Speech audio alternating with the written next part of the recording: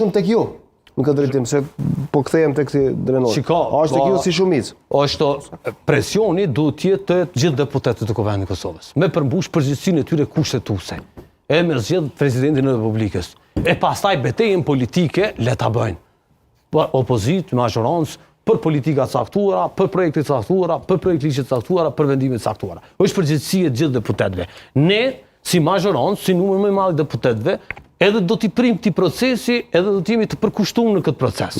Por, politikisht, presioni real është mbi ata deputetët të cilët e kanë parë procesin e zgjedhjes së presidentit të Republikës si një mundësi për me pamundësu qeverisjen.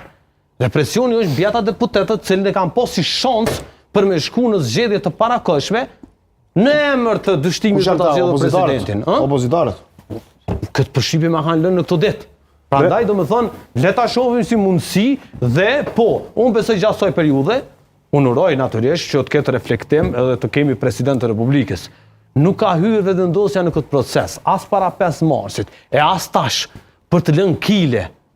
Nuk është kjo lojë për t'ja lënë kilen e kujt po i met faji për me shfrytëzue, me instrumentalizu në kuadër të procesit zgjedhor. Në këtë proces jemi me zgjedh presidentin, kemi dalë për një procesit zgjedhor para 3 muajsh e me 11 shkurt të certifikuar rezultati, me 9 shkurt të certifikuar rezultati zgjedhjeve. E kemi pas zgjedhje edhe në shkurt të vitit 2025. Do të thonë, kush po kërkon zgjedhje këto dhe çfarë po duan zgjedhjet? Dhe çfarë zgjidhje japin zgjedhjet, mos ta harrojmë.